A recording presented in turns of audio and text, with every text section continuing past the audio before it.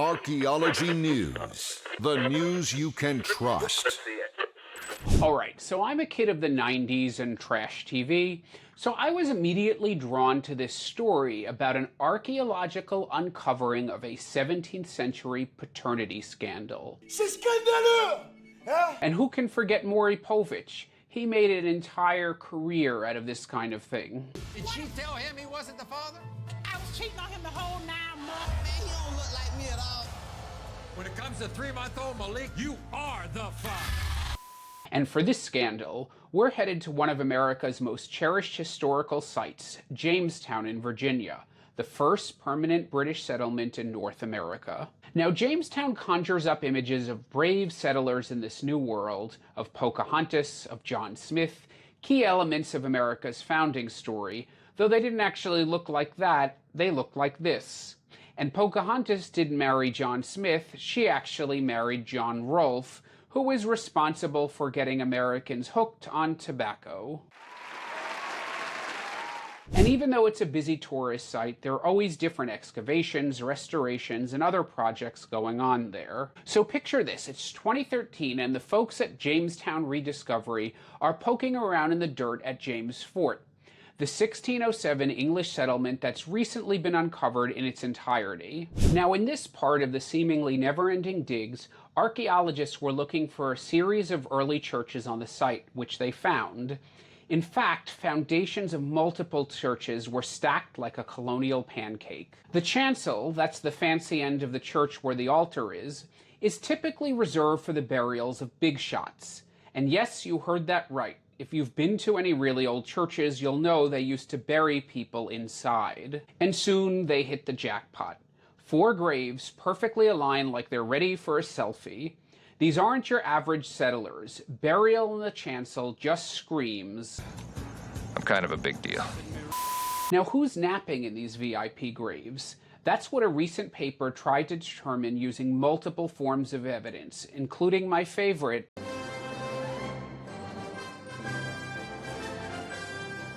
interest fell on 2 particularly high-status graves. But before we even talk about the ancient DNA, there was loads of evidence pointing to who exactly these burials might be. First, this was the earliest phase of the church, dated to 1608, the founding of the colony, and that church only lasted until 1616.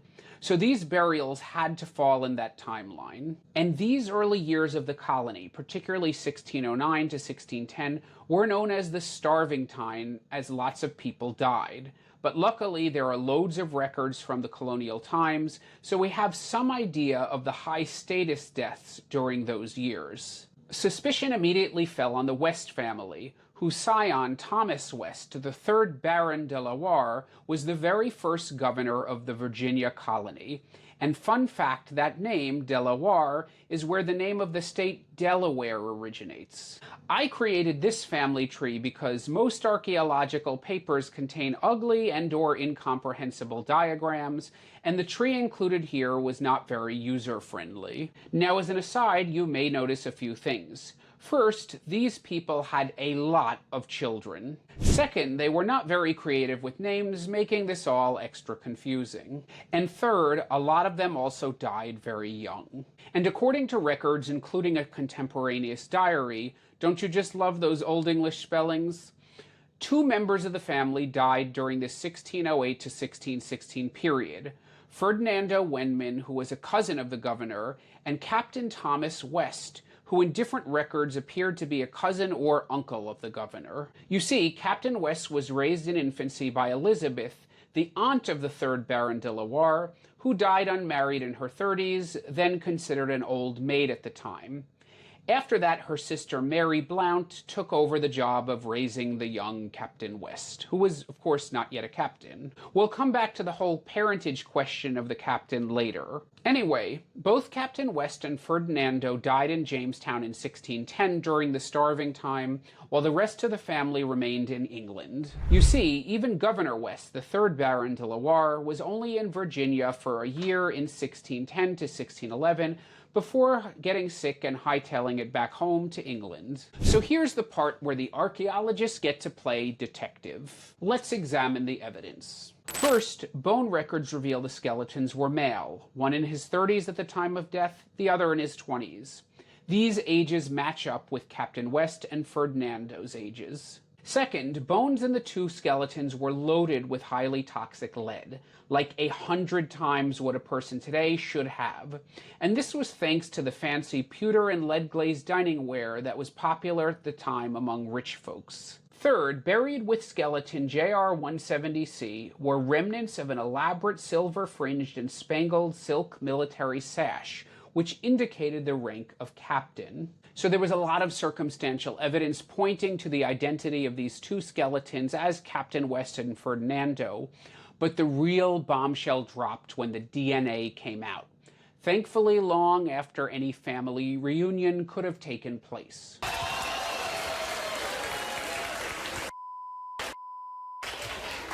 Now, the first half of the DNA equation is the mitochondrial DNA, which we know from our episode about why chromosomes comes from the mother's side. Both of these male skeletons carried the mitochondrial haplogroup H10E, which is rarer in the UK than a sunny day in London. This means they're tied through the maternal line. Now, going back to the lineage in that family tree, recall that we don't quite know Captain West's parentage. He was raised by Elizabeth and then Mary, so if either one of them is the mother, the DNA makes sense, because that would be relation by the maternal line. Jane, Ferdinando's mom, Mary, and Elizabeth were all sisters. But we know Captain West was not Mary and Richard Blount's biological son, or else why would he have started life being fostered with Elizabeth? But the problem? Elizabeth was never married, and back in the 17th century, out-of-wedlock birth simply was not tolerated. Remember the Scarlet Letter, anyone? Mistress, if you do not speak out the name, you must wear upon your bodice this symbol of your sinful fornication. And it was the Y chromosomal data that really sealed the deal, because that showed no relationship between the two men, Ferdinando and Captain West, meaning there was no shared male ancestor between the two. We have no idea who Captain West's father was. 1-year-old Emil. Prince, you are not.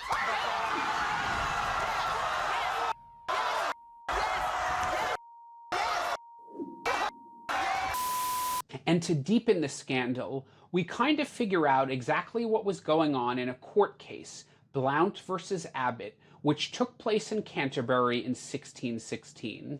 You see, when Elizabeth died around 1594, she left her jewels and other riches to then 7- or 8-year-old Captain William West, though obviously, again, he was not yet a captain. But he was too young to take care of them, so they went to his grandfather, the first Baron de la Warre, for safekeeping instead. But as you can see, the good Baron soon kicked the bucket by 1595, and he neglected the young future Captain William anyway. So the jewels passed to his second wife, Anne Swift, for scare quote safekeeping. And that's where they stayed until Captain West's death in 1610, when on his deathbed he left the jewels to Mary Blount, who had taken care of him after Elizabeth's death. Except Anne Swift, the wife of the first Baron de la Warre when he passed away, and who had the jewels for safekeeping, was now on husband number 3, and she didn't want to give them up.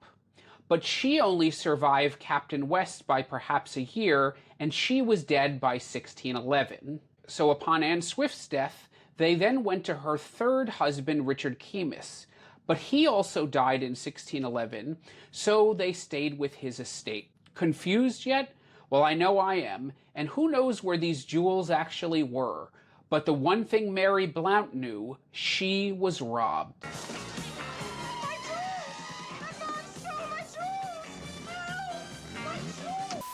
The point of bringing this all up is that in all the legal wrangling, court documents describe the relationship between the now deceased young Captain West and Elizabeth, the original source of all the jewels, as her one and only cousin or friend. Again, gotta love the old-fashioned spelling. Which was likely coded language, as illegitimacy was so heavily frowned upon. So she left all her jewels to this mysterious little boy who she just happened to be raising. That's more than a little sus. Moreover, this very passage, which describes young Captain West as Elizabeth's one and only cousin or friend, makes it clear that she died a lonely woman, which I guess would make sense if she was shunned as, well, She's the village bicycle. Everyone's had a ride. And then it makes perfect sense why the young Captain West would have gone to make his career all the way in America. Even though he was cared for by his Aunt Mary, likely tenderly as he bequeathed the jewels to her, he would have been without a place or opportunities, lacking a father figure, and most would have been aware of his illegitimacy. And this issue of William West's identity only would have raised more and more questions as he got older. So sending him to America was the perfect solution. The family obviously purchased him a military commission, giving him an opportunity to make his fortune and glory as a soldier, but of course as far away from them as possible. Except, as we know from that old diary, he was pretty quickly killed in a skirmish with local American Indians. Pocahontas wasn't there to save his ass, it seems. Anyway, that was the sad ending to a sordid tale. And whatever happened to those jewels, who even knows? Well, probably not that, but this is one question that archaeology can't answer. But look at what archaeology did tell us. It revealed the exact identities of two of the earliest settlers in the British colonies, which would become the United States of America. And it unraveled a 400-year-old family drama. And for this, we used all the tools: good old-fashioned excavation, human remains analysis, historical cross-referencing, and of course, ancient DNA. Who knew archaeology could be so interesting? And so trashy. You are the father! Hey, if you like what you heard, give me that thumbs up below, hit that bell to subscribe, or if you want to support more independent archaeology content, consider contributing to my Patreon, where you can enjoy some exclusive members-only benefits and other goodies. Until the next dig.